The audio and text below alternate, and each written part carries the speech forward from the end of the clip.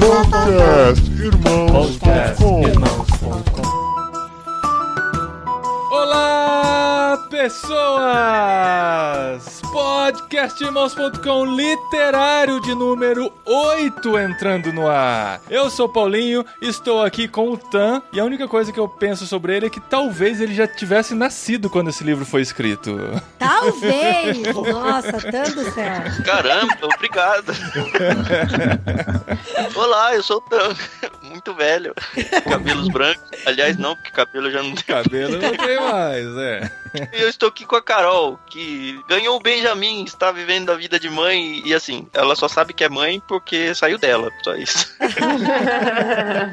Pois é, gente, o Benjamin é a cara do meu marido, nunca vi isso, mas como eu acho meu marido bonito, então o Benjamin é bonito, né? Você tá de boa, né? Não, super de boa, super de boa. Eu sou a Carol e eu tô aqui com o Marcos e eu queria ser mais criativa, mas Marcos, eu tô com cérebro de mãe, então infelizmente eu não tenho o que dizer. Isso é muito verdade, viu? É. Eu sou o Marcos, eu estou aqui com a Adri, que tem a melhor risada do podcast nacional. Obrigada, amor, risada de bruxa. Eu sou a Adri e eu estou aqui com o Paulinho e ele quer ser parecido com Cristo a cada dia para os meninos imitarem ele e assim imitar Cristo. Nossa, Adri, obrigado. Ai, Que bonitinho. Tem uma música, Wanna Be Just Like You. Eu gosto dessa música. É bonitinha essa música. Depois eu mando pra você, Carol, você vai chorar. Muito Ah, tá bem, bom, vai. gente. Nós estamos aqui de volta com o literário nesse mês. Sim. Mês de março, e prometemos ler o livro Imitação de Cristo, de Tomás de Kempis. E estamos aqui para falar sobre ele, esse classicão da literatura cristã, Sim. que por muito tempo foi o segundo livro mais vendido depois da Bíblia em todo mundo. E nós temos aqui de volta a Carol, mãe. A última vez que gravou com a gente, ela era um projeto de mãe ainda, né? Tava lá com o bebê Pois é. em seu ventre. Nossa, fofo. É. Depois que ela o Tan que nasceu na era do Thomas Kempis, né? Depois que ela pariu, ela... Ai, Ela já pode estar de volta com a gente aqui. Carol, seja bem-vinda de volta ao literário. Na verdade, ela Muito só ficou obrigada. um programa fora, né? Foi um parto rapidinho, né, gente? E temos aqui o Marcos Vinícius, que ganhou a promoção do programa anterior e desvendou o mistério. Estava lendo o Discípulo Radical. Você estava lendo mesmo ou foi no chute, Marcos? Você não contou essa. Foi no chute, mano, eu não tava lendo não. Caramba! olha, Que mas traíra! você tinha ele na prateleira, pelo Cancela, menos? né? Manda embora. Manda embora. Não tenho. É uma vontade que eu tenho de ter ele, mas que eu não chute tenho ele maluco ainda. foi esse? Explica. Ah, eu dei uma pesquisada, aí eu vi alguns livros que ele citava no Discípulo Radical. Olha, a menina é esperta, gente. Tá aqui, mereceu tá com a gente. Foi esforçado. Era o Enigma, eu desvendei o Enigma. Olha, É isso aí. Ninguém falou que tinha que estar lendo, né? não tinha regra. Exatamente, Tinha que estar exatamente. lendo. Oh, mas o Discípulo Radical é bom, viu, Marcos? Nossa, é muito bom. O enigma era qual que era o livro citado no Discípulo Radical, que era um dos grandes clássicos da literatura cristã e estava, assim, eu não contei isso, mas estava no Clube Ictus daquele mês, né? Então, quem tivesse um pouquinho mais de informação também saberia que geralmente a gente grava livros indicados pelo Clube Ictus, porque o Clube Ictus nos ajuda a orientar a nossa leitura, sempre livros super indicados por grandes homens de Deus. Então, nós tínhamos aqui Imitação de Cristo, Tomás de Kempis. Por isso que o Marcos está aqui com a gente. Marcos Vinícius, MV, eu não sei como é que te chamam na intimidade. Amor. A gente não vai chamar ele na intimidade. Vai chamar de ursinho. Ai, ursinho. Não, né, amor? Vinícius. Mas isso é uma coisa boa de falar aqui, viu? Porque eu li um livro ontem que eu achei muito ruim. Muito ruim. Daí eu fiquei pensando, falei, cara, é tão bom quando alguém que a gente admira o gosto e indica um livro bom pra gente, que daí a gente não perde tempo lendo porcaria, né, amor? Exatamente. Então. Tipo Jane Austen, assim, né, Adri? Então, vocês deram, de vez em quando vocês pisam fora, mas aqui o Confissões foi muito bom. Inclusive eu li, vou falar mal do livro que eu li aquele Quem Mexeu no Meu Queijo, sabe? Ah, gente, achei ruim demais, nossa, mas tá bom. legal. Mas você leu inteiro, Adri? Você começou a ler? Não li. Como que você leu inteiro esse livro em um dia? Porque ele é muito fino e tem umas letras gigantes. Foi ver pra criança aquele livro. Ah, tá. É tipo aqueles que tem 3 frases por folha e uma ilustração? É, muito. Aí tem um queijo bem grande. Sério, sem mentira nenhuma. Tá. Tem um queijo bem grande numa página com uma frase dentro do queijo. Aí depois tem mais escrito e outro queijo bem grande com uma frase. Ah, tá. Assim, o conceito do livro é legal, mas ele é muito ruim como escrito. Então não coloquem tradução, este no Clube Ictus, tá? Não, Fica a dica aí. Droga, vamos ter que entrar em contato com a editora. Que saco. Mas a gente lê e fala mal, não tem problema. Se é bem vendido, tem algum valor, né? Nem que seja o valor do apelo clickbait que ele tem. Não, tem valor de royalty pro autor. Exato. É só. Mas estamos aqui para falar de Imitação de Cristo de Tomás de Kempis e a gente vai falar depois do intervalo.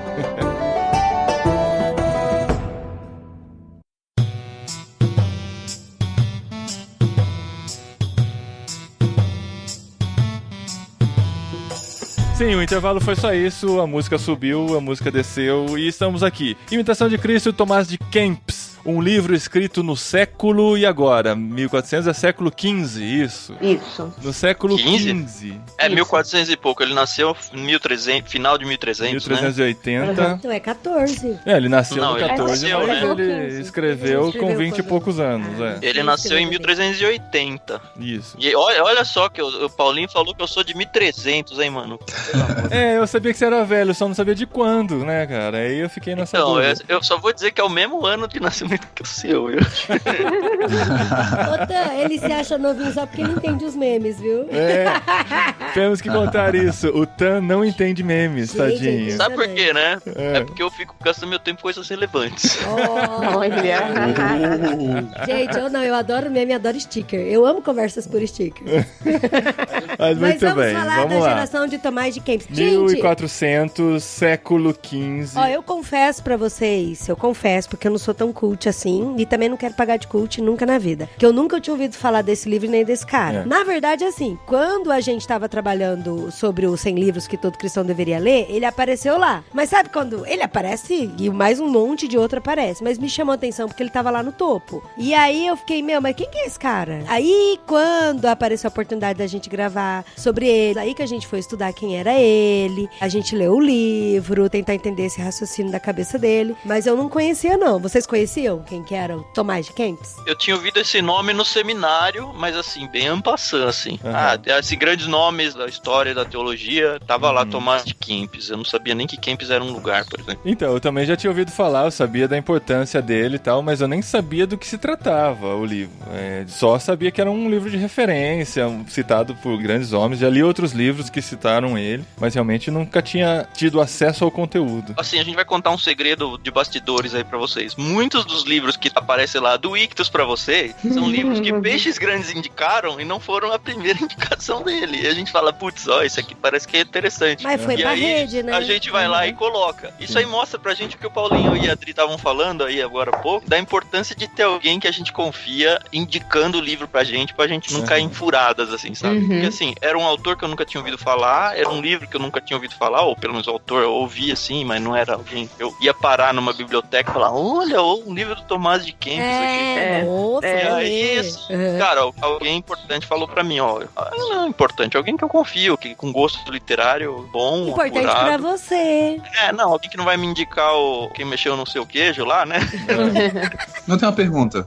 Diga. Será que esse livro ele não é uma referência maior entre os católicos do que entre os evangélicos? Olha, e talvez por isso a gente não tenha tanto contato com ele? É interessante essa conversa, porque assim, a gente tá falando de um livro de um monge católico, um escritor alemão, né? Tomás de Kempis nasceu lá no século XIV e viveu o tempo todo enclausurado, né? Sim, monastério e tal. Monastério. Não sei se exatamente enclausurado, mas ele era um cara que nasceu e viveu para eu não sei os termos, cara, mas para o movimento católico, né? Para o que estava acontecendo naquela época. Mesmo porque até então não tinha acontecido reforma protestante nem nada. Então isso era o cristianismo da época, né? Em 1406 ele já foi ordenado um noviço já. E aí ele fez votos de pobreza, de castidade, de devoção, obediência, morando numa comunidade. Então é bem esse contexto, assim.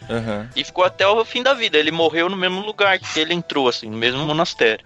Quando a gente começou a ler o Imitação de Cristo, eu comentei com algumas pessoas, né? Falei, nossa, eu nunca tinha ouvido falar desse livro. Eu tô lendo, eu tô achando ele bem interessante em algumas coisas, né? E aí, 2 pessoas, assim, que eu admiro no meio cristão, missiológico, falaram pra mim, não, mas esse livro, ele é conhecido, Dri. Como que você nunca tinha ouvido falar dele? Sim, cristãos evangélicos. Mas é bem interessante essa discussão, porque existe, assim, em certos nichos evangélicos, esse preconceito de que, vamos ler só livros de pessoas que pensam exatamente como a gente, que são formados na nossa catequese aqui e vivem do jeito que a gente vive. Mas quando a gente abre nossos horizontes e começa a ler literaturas de outras pessoas que talvez não tenham a mesma orientação teológica em todos os aspectos como a gente cresce muito, porque acaba expandindo muitos horizontes. Mas tem muitos amigos meus e referências, assim, pessoas que estudam muito teologia, que citam vários teólogos católicos. Então, assim, tem muita coisa pra aprender com esses teólogos católicos, principalmente esses aí da era pré-reforma protestante e tal. Então tem muita coisa aí, é muito legal a gente ter contato a isso, né? Imitação de Cristo, pra mim, é um livro devocional,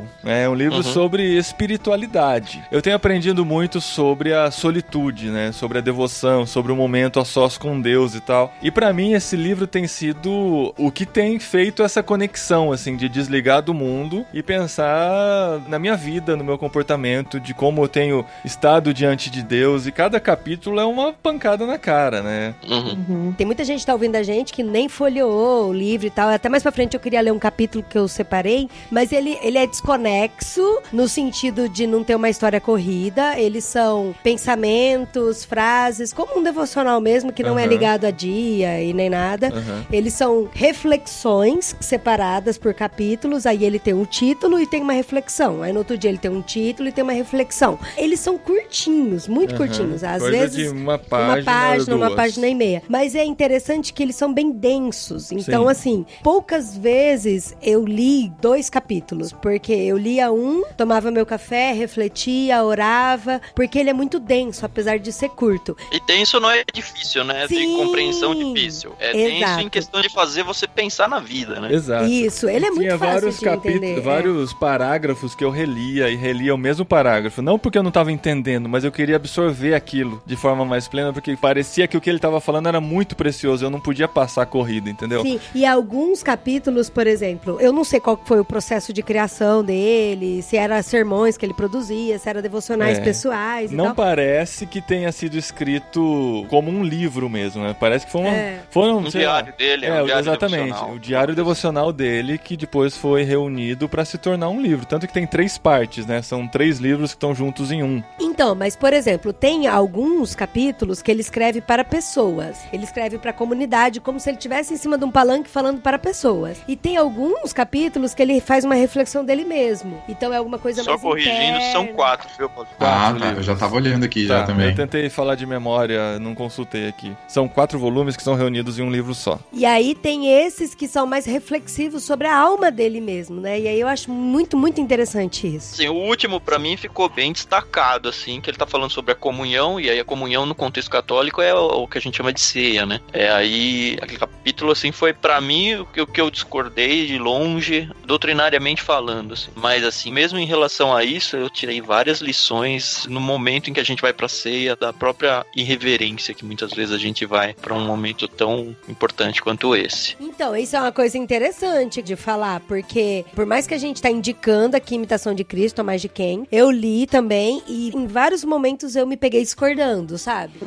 E aí eu fiquei pensando, cara, será que eu sou muito rasa por discordar e não entender o pensamento profundo do cara?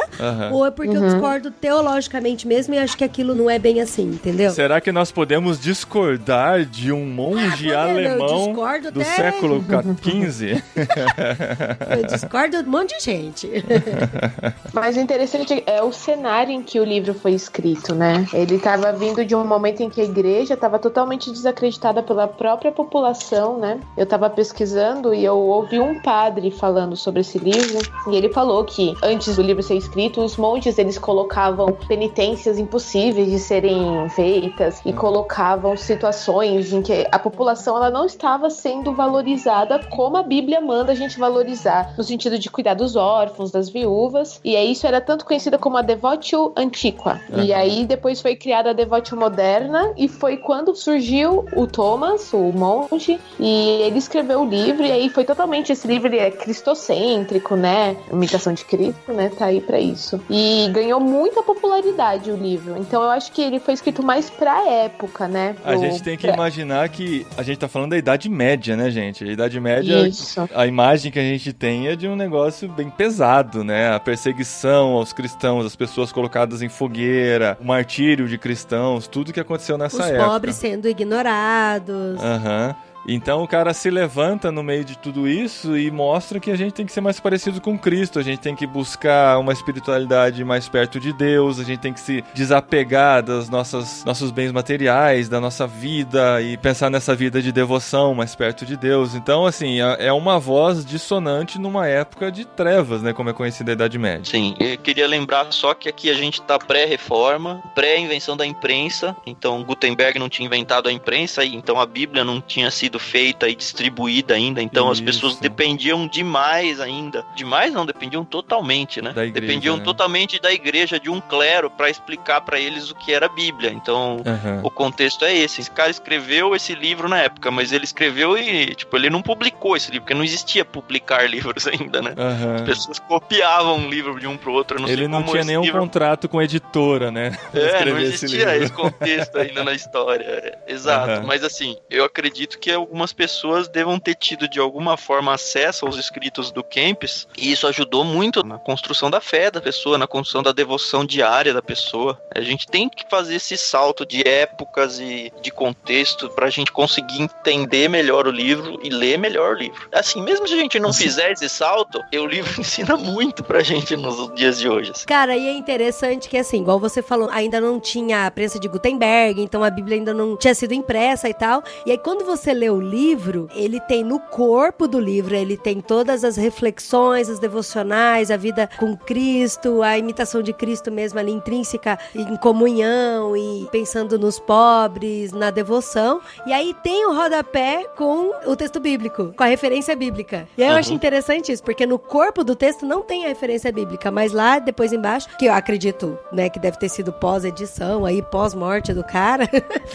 e aí tem essas referências bíblicas, que é bem interessante. A sensação que eu tive lendo o livro, assim, por mais que ele tenha sido escrito num tempo muito passado, muito antigo, é que ele é muito atual. E como o próprio Paulinho falou, né, a respeito de ser um livro devocional, eu acho que é um livro até bom pra quem tá iniciando na fé. Você começar andar, né, a nossa caminhada cristã, lendo um livro desse ajuda muito. Porque por mais que ele seja muito antigo, contém muitas verdades atuais hoje, né? Onde a gente, lendo o livro, a gente se depara com muita coisa que a gente vive, mesmo nos tempos atuais. Muito a respeito da caridade, muito a respeito da nossa devoção. Existem alguns assuntos que parece que a igreja esquece, né? Sim. A gente entra em assuntos mais profundos, a gente fala muito sobre teologia, eu gosto de teologia, obviamente, não tô criticando, mas às vezes a gente pensa que toda igreja ela possui um intelecto muito alto e que toda igreja ela precisa disso, mas a igreja ela é formada por pessoas humildes também. E esse livro, ele tem uma leitura muito simples e uma visão muito ampla a respeito do que é a Bíblia, a respeito do que é a vida cristã. E eu acredito que esse livro da imitação de Cristo, eu lendo isso, eu vi muito disso. É muita coisa que a gente já sabe de fato, mas são coisas que a gente esquece com o tempo. Eu mesmo, eu me deparei com essa realidade. Eu lendo o livro, eu vi muita coisa que, assim, não que eu tinha esquecido, mas que eu tinha parado de refletir sobre.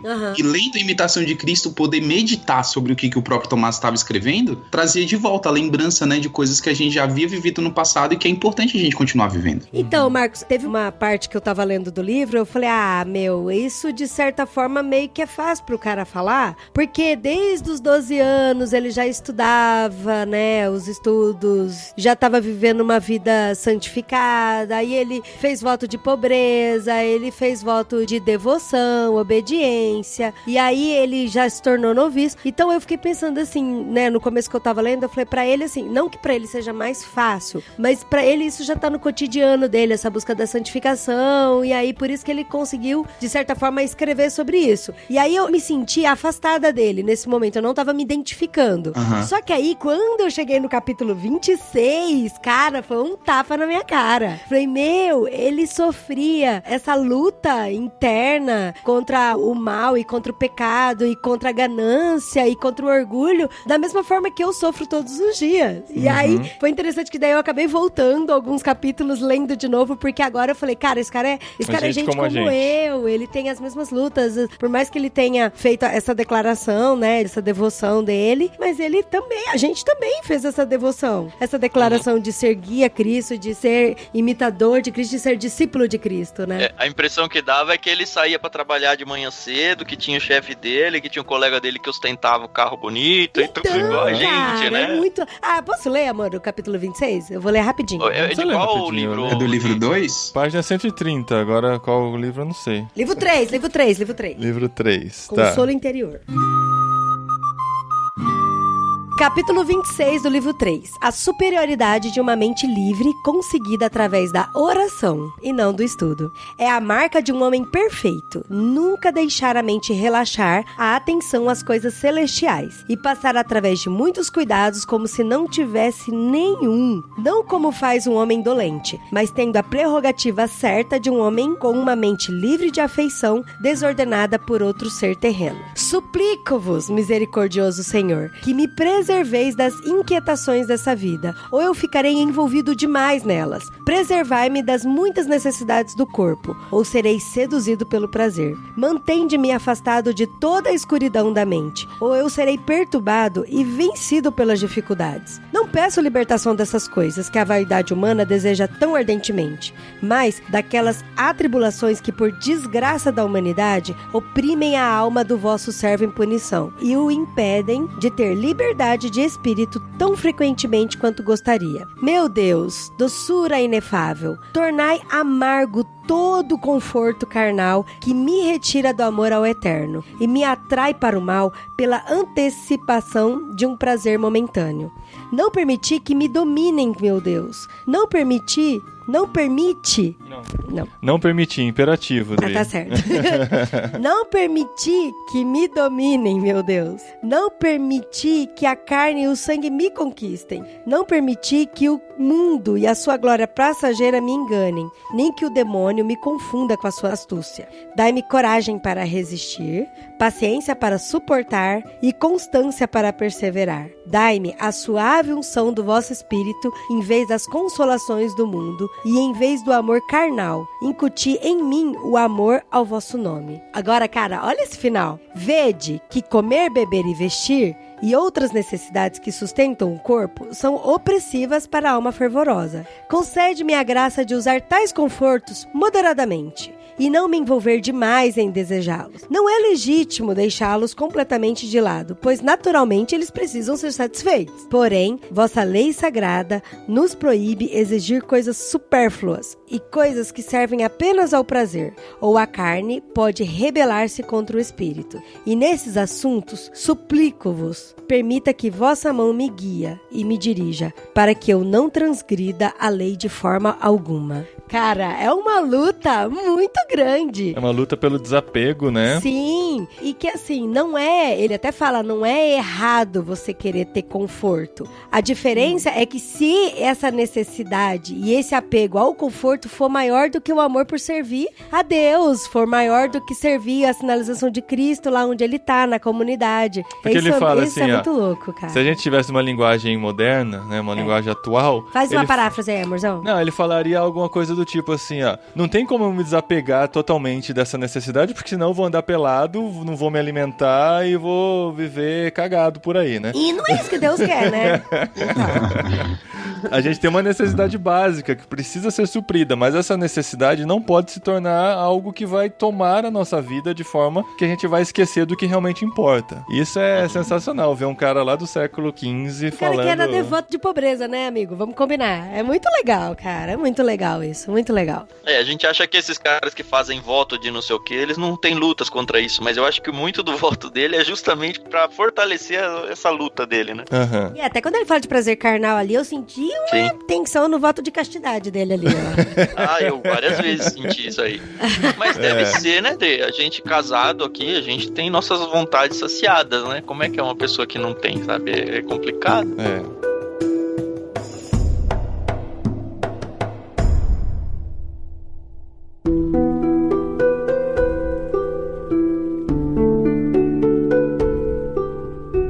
Eu queria aproveitar que a Adri leu um trecho. Logo de cara eu comecei a ler, e sempre que você vai começar um livro do zero, você fala, ixi, será que esse livro vai mesmo, né?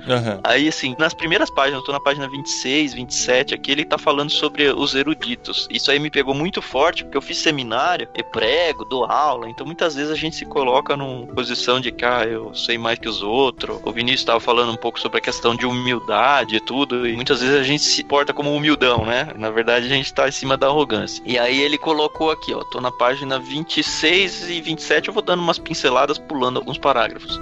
Ó Deus, vós que sois a verdade, torna-me um convosco, em amor eterno. Muitas vezes me deixo consumir pelas coisas que ouço e leio, mas em vós está tudo o que eu desejo. Que os eruditos se aquietem, que todas as coisas silenciem perante vós. Só vós falais a mim. O humilde conhecimento do ser é um caminho mais certo para Deus do que a ardente busca pelo saber. Não que o saber seja considerado ruim ou conhecimento, pois é bom em si mesmo e foi determinado por Deus. Mas uma consciência limpa e uma vida virtuosa sempre devem ser preferíveis. Muitos erram frequentemente e conseguem pouco ou nada porque tentam tornar-se eruditos em vez de simplesmente viver bem. No dia do julgamento, certamente não será perguntado a nós o que temos lido, e sim o que temos feito. Olha só. Cara, muito legal. Eu grifei essa frase. Nossa, eu também. E aí no final da página 27, aquele que faz a vontade de Deus e renuncia à sua própria, esse é o verdadeiro erudito. Aí eu falei, putz, cara, às vezes a gente não verbaliza, mas a gente olha para pessoas mais humildes e menos eruditas, menos conhecedoras, que não leem, não sei o quê, e assim, a gente tá lendo muito livro agora com Ictus, a gente tende a ficar mais arrogante, literariamente falando, e não é isso que Deus quer da gente. Deus quer, ele dá ferramentas pra gente, né? Pra que a gente seja humilde junto com as pessoas e trabalhe essa humildade em comunidade. Ele fala que não é que a busca do conhecimento seja ruim, mas assim, o que adianta você ter conhecimento e não fazer nada disso? E eu lembro muito, tinha uma senhora na minha igreja que ela lia somente a Bíblia, ela tinha dificuldade com ler, porque ela não teve muito estudo, muito ensino, mas aquela mulher, cara, era uma vida em Cristo, assim, ambulante. Era impressionante o como ela aplicava, assim, sabe? A vida em Cristo, como ela aplicava o amor ao próximo, como ela aplicava discipulado, e era muito sensacional, assim. E aí, pra mim, assim, eu li esse trecho, eu lembrei dela na hora, de que isso é uma erudição, né? Isso é a verdadeira, é o que Cristo espera da gente. E é interessante que ele fala assim, quando você chegar no céu, eu não vai perguntar quantos livros você leu. Isso é fantástico.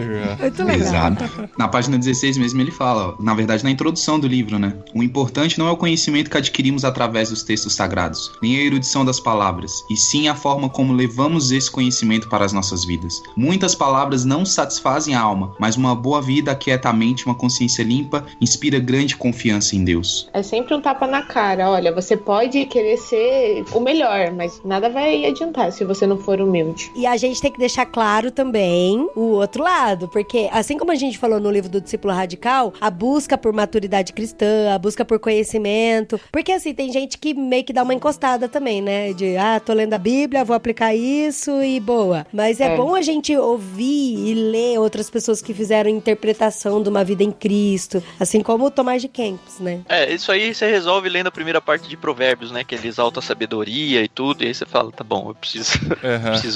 E não é muito fácil também não, né? Não é. Não é muito fácil. Não, a questão é assim, a gente tem que buscar a sabedoria, buscar o conhecimento, mas a questão é por que eu tô buscando isso e para que eu tô buscando isso, né? No seminário mesmo a gente aprende, né, sobre isso, de que não adianta nada a gente ter uma boa teologia se a nossa vida for totalmente arrogante. Não vai adiantar nada a teologia que a gente aprende ou o estudo que a gente adquire. Aí você perde a moral de tudo aquilo que você tá tentando... É falsidade, né? É hipocrisia. Não adianta a gente orar como os fariseus oravam, né? Gritando para que as pessoas pudessem ouvir aquilo que a gente tá orando. melhorando. O importante é a nossa vida de humildade perante Deus. Isso, e a questão da gente trabalhar com o nosso desprezo em relação aos humildes no sentido de menos letrados, que pra mim é o que pega mais, assim. Eu sou uma pessoa muito crítica do mundo, então tudo que eu vejo, mentalmente eu critico. Esses dias mesmo a Renata falou pra mim, nossa, várias vezes você perde a oportunidade de ficar quieto, porque eu critico tudo. E é mesmo assim, eu respondi pra ela, eu falei, mas se eu perder a oportunidade de ficar quieto nas vezes que eu tô pensando, eu não falo nada nunca, porque eu sou um cara que 100% do tempo tô olhando as coisas e criticando ações, criticando situações, o tempo todo. E assim, a minha vida devocional, eu faço a leitura da Bíblia ao longo do ano, faz bastante tempo já que eu faço isso, e assim, se eu passo uma semana às vezes sem ler a Bíblia, corre do dia a dia, pra mim fica muito nítido que eu começo a me tornar uma pessoa ruim, uma pessoa má, assim, uma pessoa irritada, sem motivo, e assim, é exponencial a coisa. E aí eu percebo, cara, faz tempo que eu não leio a Bíblia, assim, e faz tempo 5 dias, sabe? E assim, isso só mostra pra mim o quão ruim eu sou, o quão pecador, o quão mal eu sou. Muito dessa minha crítica, muitas vezes eu atribuo a questão de, cara, pelo fato de eu ter uma devoção com Deus, um conhecimento bíblico, muito da minha indignação com o mundo é talvez a mesma indignação que Deus tem em relação ao mundo. E aí eu meio que me exalto por causa disso. Aí vem a Renata e me dá um comentário desse e eu falo, cara, talvez não seja isso, talvez seja eu pecando fazendo isso. Não, talvez seja a forma como você tá fazendo, cara. Não, porque a forma, normalmente eu não me manifesto. É o que a Renata falou. Teve uma outra frase que ela me falou outro dia muito engraçada. Ela me mandou um post, assim, era uma frase de internet. Eu não vou lembrar exatamente a frase, mas era mais ou menos, se eu não falasse 10% das coisas que eu falo, eu não estragar o mundo. Ou, putz, eu não vou lembrar. Depois aqui, eu achei, 90% do que eu sinto, eu guardo pra mim. Os outros 10% que eu resolvo falar já são suficientes pra ferrar com tudo. É isso aí. A Renata leu essa frase, nem estávamos juntos, ela guardou e me mostrou e falou, olha só você aqui. Não. E assim, eu falei, sou eu, é isso mesmo, sabe? Mas enfim, tem partes do livro que eu não concordei. A principal que eu falei, várias partes em que ele defende a ideia de você viver num contexto sozinho, num contexto separado. Me afasta das pessoas. Quanto mais próximo das pessoas, mais longe de Cristo, mais longe de Deus. E ele usa às vezes até Jesus como exemplo de que Jesus era uma pessoa reclusa. E aí eu fiz até uma nota de margem minha. Eu falei, peraí, Jesus tinha momentos de solitude, mas ele vivia para as pessoas. Nesse ponto, assim, eu acho que o que pesou muito foi a vida de monastério dele, eu não sei. Mas, assim, é verdade que as pessoas vão te levar a pecar, vão ajudar você a pecar, mas, assim, a gente tá aqui pra conviver com as pessoas. E eu ouvindo isso de mim é um absurdo, né? Porque eu... Mas, assim, é interessante que eu discordei dele por ele defender uma coisa que eu sou. Mas eu sei que eu sou e sou errado, entendeu? Entendi. A gente tem que entender, né? A gente não pode ler e absorver tudo, tem que entender o contexto, tem que entender o que ele vivia, o pensamento dele, né? Então, assim, mesmo a gente discordando, é tranquilo a gente conviver com isso dentro de tanta coisa boa que tem sim. num livro como tipo, esse. Uma coisa que me incomodou, e só agora, quando a gente tava começando o podcast, que me caiu a ficha. Mais da metade pro final do livro, ele vai intercalando entre a voz do discípulo e a voz de Cristo. Sim. Então, assim, a voz do discípulo é ele falando sobre os anseios, e aí ele coloca a voz de Cristo, e aí ele se porta como se fosse Cristo falando. Muitas vezes ele usa referências bíblicas, que eu acho bacana, mas tem outras que, assim, ele tá dando ensinos doutrinários, colocando palavras na boca de Cristo. Isso aí me lembrou o C.S. Lewis quando escreveu Cartas de um Diabo a seu Aprendiz. No final do livro, acho que em algum lugar eu li, ele dizendo que ele tinha a ideia de fazer o contrário, a carta de um anjo, a pessoa que ele tá fazendo, e ele falou, cara, eu pensei na ideia, mas eu não ousei fazer isso, porque seria colocar palavras na boca de Deus. E eu não tenho coragem de fazer isso. No entanto, o Tomás de Kempis fez isso assim, e assim, algumas vezes a palavra de Cristo, voz de Cristo, eu não sei se eu concordo, sabe? E aí você fala, cara... Eu me senti incomodado com essa parte também. Quem é o cara pra fazer isso? A maioria das vezes ele usa realmente partes bíblicas. E isso, assim, era uma coisa que eu vim pronto pra jogar pedra no podcast. Só que aí um comentário que eu mesmo fiz e eu não tinha me ligado ainda. Cara, esse livro é pré-imprensa, só existia o catolicismo, assim, como religião forte.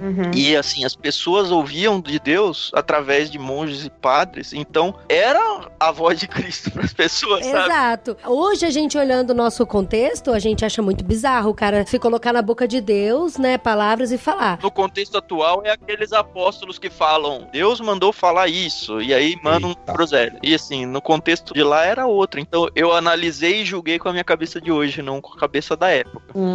Mas o saldo final foi positivo. É extremamente positivo. Mas o livro foi é bem muito de longe bom. positivo. Eu acho que ele tem que ser lido devagar, como a Adri falou no começo. Seria legal você pegar e, sei lá, tomando uma xícara de café, livro e deixar do lado da cama, às vezes até no banheiro, e porque é super curto. Você lê banheiro e para e medita naquilo, sabe? E passa, sei lá, um dia, meio dia pensando nas consequências daquilo pra sua vida e Depende de quanto tempo você fica no banheiro, né? Você pode ler e meditar no banheiro ainda, né? Porque às vezes dá tempo. Aí vai tomar banho, gente. Sai do vaso e vai tomar banho pra meditar no chuveiro.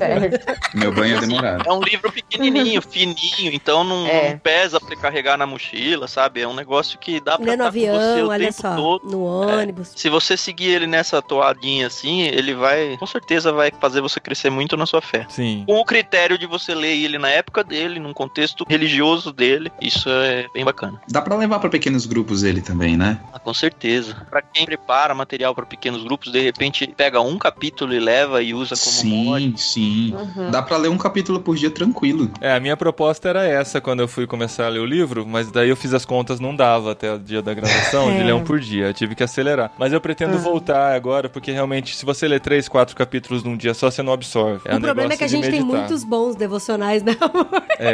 Ai, toda hora a gente fica perdido, assim, com os devocionais aqui, cara. Mas esse é o meu favorito hoje, viu? Pra hora silenciosa, assim, pro tempo de solitude e devoção, eu acho que é o que mais tem me conduzido nessa comunhão com Deus. Recomendo muito pra isso, sem dúvida nenhuma.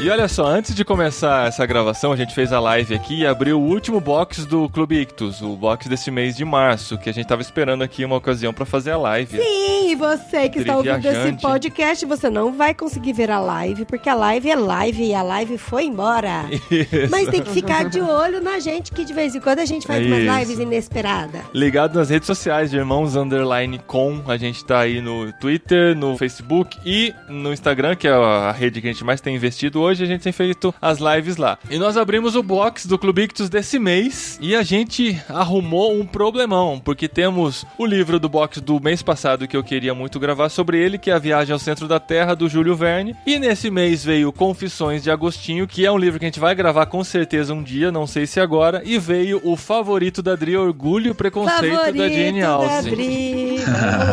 Vamos lá, parece uma bíblia. Não é o preferido, né? É o preterido, né? É o preterido da Adri. A Adri foge desse livro.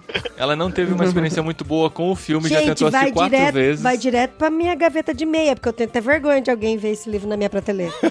Não, você ainda vai gostar e vai virar brincando, gente. Ah, vai tá. Tô brincando, Carol. A Carol vai ficar ofendida. Carol, depois eu quero saber, porque você gosta do livro.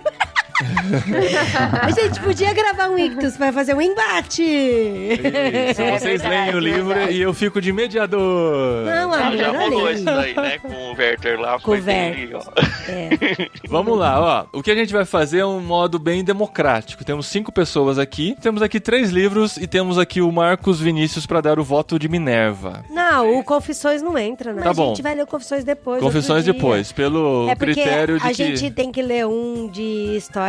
Um de ficção e um cristão. E um livro confessional e tal. Confissões a gente deixa on hold aqui pra voltar daqui a alguns meses. Votação entre Orgulho e Preconceito, Viagem ao Centro da Terra. Viagem ao Centro da Terra, meu primeiro voto. Eu tô com Viagem ao Centro da Terra na mão, mas não tá o Orgulho e Preconceito. Eu queria perguntar quantas páginas tem antes. Ó, lado a lado, Orgulho e Preconceito tem tá aqui, 1 milímetro a mais, digamos. Mas eu não sei de tamanho de fonte. Mas ó, o tamanho da fonte do Viagem ao Centro da Terra é bem grande. Ótimo. E o outro é igual também, é o mesmo tamanho os dois. Vamos lá.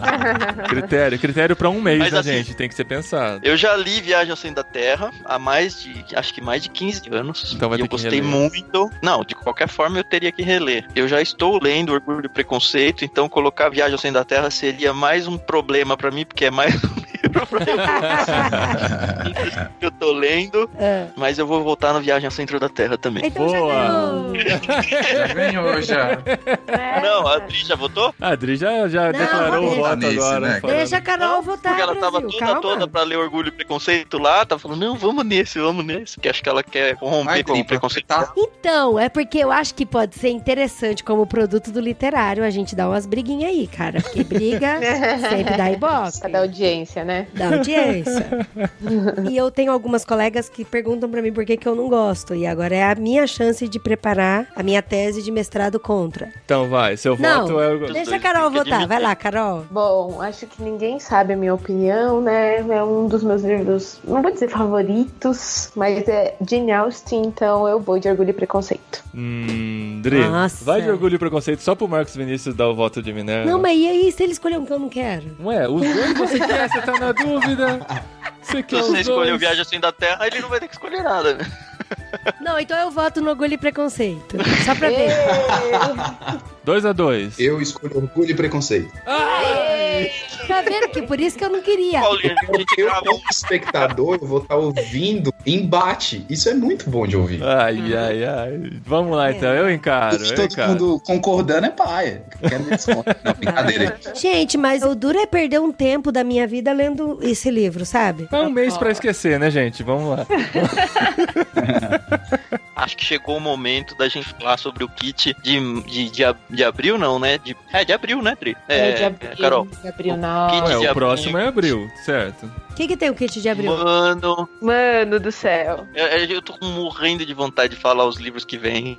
Dá uma dica, dá Conta uma só pra dica. gente, porque daí eu não Eu faço vou aquela dizer- cara. Eu posso dizer que os dois livros são do mesmo autor, Carol? Pode. Ué, já Ai, disse. são os- Pronto. Os dois livros são do mesmo autor. Tá, então a E gente assim- já elimina um monte de autores que só tem um livro, né? Os dois sei livros são do quanto, mesmo mas autor, certo? Assim, são livros que eu queria ler há muito tempo. São livros que apareceram, putz, Meu mais da Deus do metade céu. dos peixes grandes falaram dele. Eu tô agoniada. Os dois livros E- do mesmo autor são livros top, assim. E Estão... os dois Top, livros, top. eles estão linkados entre si. Uhum. Aí agora é importante pra quem já assina, principalmente no plano bimestral, ou quem tá pensando em assinar e aí tá pensando em optar pelo plano bimestral. No livro de maio vai ter também com certeza, provavelmente os dois livros vão linkar com os livros De de abril. Caramba, Então assim, que enigma. você é do plano bimestral, considera mudar até o fim do mês agora de março, então a gente tá no final, o podcast tá saindo no finzinho do mês, considera mudar agora, pelo menos pra passar abril e maio recebendo esses dois kits. E pra Boa. quem for assinar, considera assinar, mesmo que seja não, eu quero ir no bimestral, assina o mensal pra pegar abril e maio e depois você muda pro plano bimestral, a gente E até não tem quando problema a nenhum. pessoa tem que assinar pra pegar o de abril? Ela pagando até o final do mês, ela recebe o kit do mês seguinte. Tá, até 31 de março ela pode assinar pra E pegar o- o Ela Com tem que desconto de e irmão.com, assinar né, amor? significa pagar, porque tem bastante gente que entra, se cadastra, emite o boleto, o sistema automaticamente gera um boleto para depois de 5 dias, só que como a gente faz o pedido com as editoras no número exato de assinantes, e a gente faz o pedido no primeiro dia útil do mês, a gente precisa que esse pagamento tenha sido feito até o último dia do mês. Então não adianta você assinar no dia 31 e esperar o boleto vencer dia 5 e pagar dia 5, você vai perder o prazo. Certo. Então você pega o boleto vencendo lá na frente, vai e já paga. Uhum. Pra quem é do cartão de crédito não tem esse problema. E Mas, quem é assim, de irmãos.com tem desconto, né? Qual que é o Isso, código? irmãos. Com. Não, só irmãos, Odrei. Só Mas você confunde o pessoal. Deus. O código de desconto é irmãos pra você ter 10% na primeira mensalidade. Isso. Tá, agora a gente vai ficar em off. Conta pra nós. Não. Não, pelo amor. Surpresa. Eu não falei pra ninguém.